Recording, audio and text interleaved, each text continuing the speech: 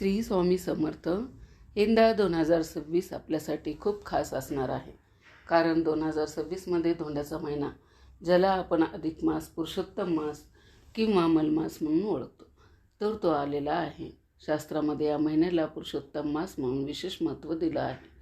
कारण स्वयं भगवान श्री विष्णूंनी या महिन्याला माझं नाव द्या असं सांगितलं. लोक अधिक मासाला धोंड्याचा महिना असेही म्हणतात. या महिन्यात केलेलं जप, तप, दान, धर्म, पूजा, स्तोत्र, पठण याचं फळ अनेक पटीने वाढतं असं शास्त्रात नमूद केलं आहे.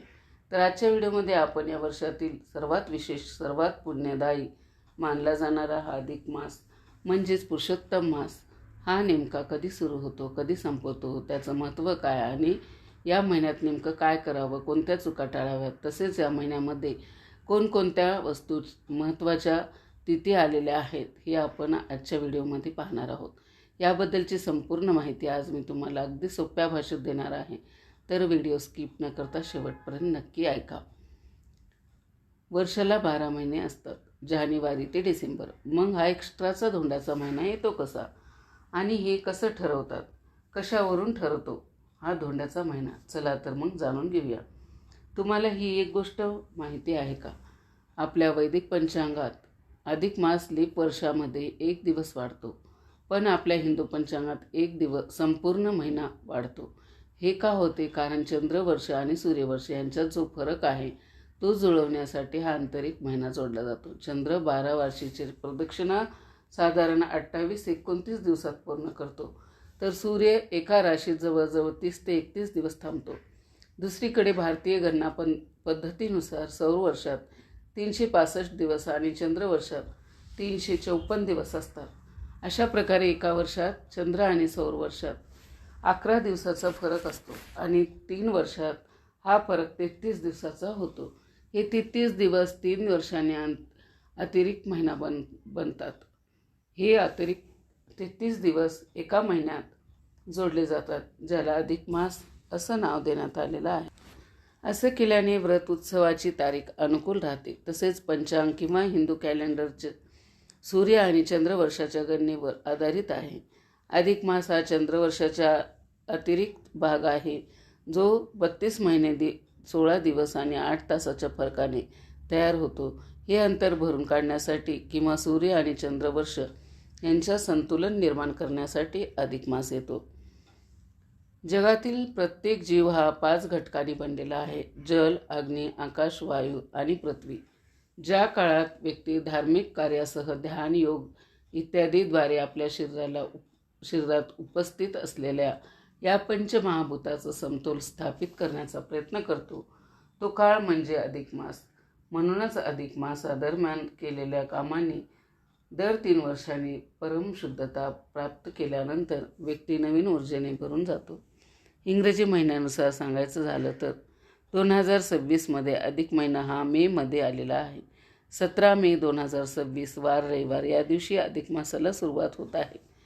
आणि मराठी महिन्यानुसार सांगायचं झालं तर ज्येष्ठ महिन्यामध्ये अधिक मास आलेला आहे. 17 मे 2026 वार रविवार या दिवशीपासून अधिक ज्येष्ठ महिन्याला सुद्धा सुरुवात होत आहे आणि याच दिवसापासून आपल्या अधिक मासाला सुद्धा सुरुवात होत आहे. आणि अधिक मास हा 15 जून 2026 वार सोमवार या दिवशी संपत आहे. अधिक मासामध्ये 21 मे 2026 वार गुरुवार या दिवशी गुरुपुषामृत योग सुद्धा आहे. तसेच आश्चर्याची बाब म्हणजे 2026 या वर्षात अंगारकी संकष्ट चतुर्थी 3दा येणार आहे. हे अत्यंत शुभ योग मानलं जातं. अंगारिकाच्या उपवासाचे फळ म्हणजे शास्त्रात लिहिलेल्या सर्व संकष्ट चतुर्थीचे एकत्र पुण्य होय. आता या महिन्यात काय करावे, काय टाळावे? 1. भगवद्गीतेचे मनापासून वाचन करावे. विष्णू सहस्त्रनाम, पुरुषोत्तम मासाची कथा, श्रीरामचरित्रमानसातील काही विशिष्ट पाठ, पुरुषोत्तम नावाच्या गीतेतील 14व्या अध्यायाचा रोज अर्थासह पठण करावे. तसेच दररोज किमान 108 वेळा ओम नमो भगवते वासुदेवाय या मंत्राचा जप पण जर एवढ्या मोठ्या स्तोत्रासाठी वेळ नसेल तर फक्त मंत्र जप केला तरीही तेवढाच पुण्याचे फळ मिळतं. 2. या महिन्यात शक्यतो 1 वेळेच अन्न घ्यावं असंही काही परंपरांमध्ये सांगितलं आहे. यामुळे शरीर हलकं राहतं आणि मन जपतं, तपासाठी स्थिर होतं. या महिन्यात दानाला विशेष महत्त्व आहे. गहू, तांदूळ, मूग, दूध, दही, तूप, आवळा, तांदळाच्या पिठाचे पदार्थ, जिरे, साखर, खजूर अशा सात्विक वस्तूचं दान केल्याने ग्रहदोष शांत होतात. त्याचबरोबर अधिक मासात दीपदान अत्यंत शुभ मानलं जातं. 4. 21 मे 2026 या दिवशी गुरुपुषामृत योग, अतिशय शुभ तिथी. या दिवशी काहीही खरेदी केली, विशेषतः सोने चांदी, ते अनेक पटीने वाढतं असं शास्त्र सांगतं. धोंड्याच्या महिन्यात लोक अगदी पायातील जोडबी सुद्धा खरेदी करतात. चांदी लक्ष्मीप्रिय असल्याने या दिवशी चांदीच्या वस्तू घ्यायला खूपच चांगलं. तसेच धोंड्याच्या महिन्यात जावई व मुलीला चांदीचे वाण देण्याची परंपरा अजूनही अनेक घरात चालते. चांदी हा सात्विक, शुभ आणि धन वाढवणारा धातू मानला जातो. 5. या महिन्याला पुरुषोत्तम मास, माधव मास असेही म्हणतात. या महिन्यात केलेली पूजा, जप, दान, पाठ, सेवा याचं फळ 100 पट जास्त लाभतं. पण या महिन्यात काही चुका केल्या तर त्याचा परिणाम संपूर्ण वर्षभर जाणवू शकतो.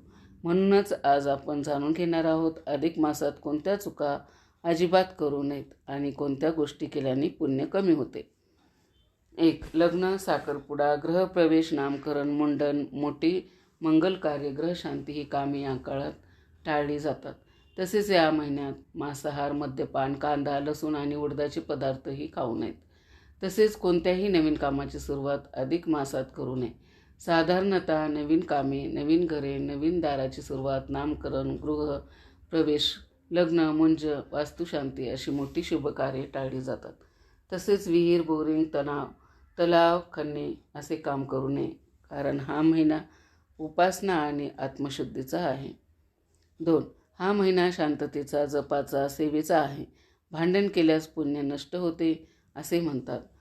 तसेच रोज सूर्योदयापूर्वी उठावे. अधिक मासात ब्रह्ममुहूर्तावर उठणे हे अनिवार्य मानले जाते.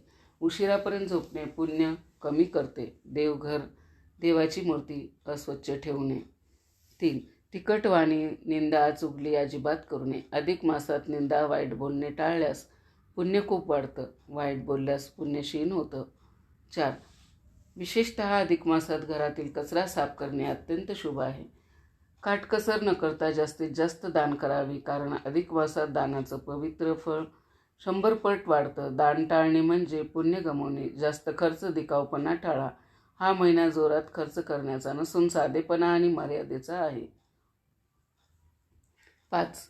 देवाचे व्रत अर्धवट सोडू नका. तसेच सुरू केलेला जप, व्रत, पाठ अर्धवट सोडणे चुकीचे मानले जाते.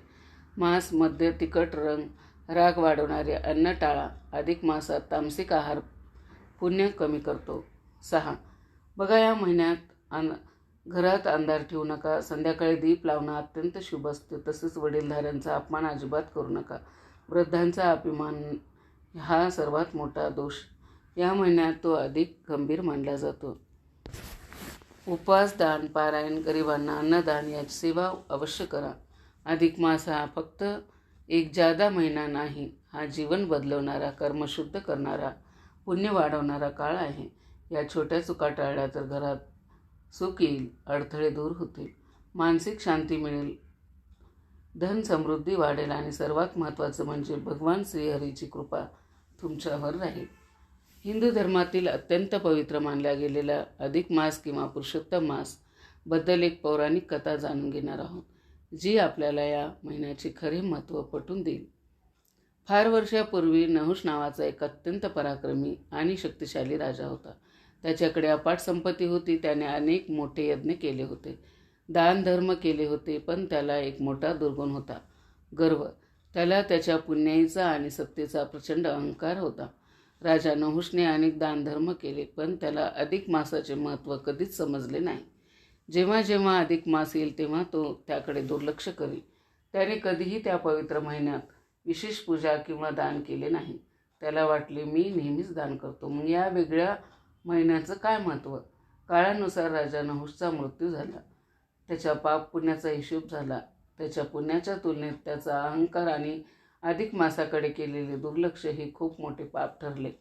त्याला स्वर्गातून खाली ढकलण्यात आले आणि शिक्षा म्हणून त्याला अजगर साप योनीत जन्म घ्यावा लागला. अजगर म्हणून त्याला खूप दुःख भोगावे लागले.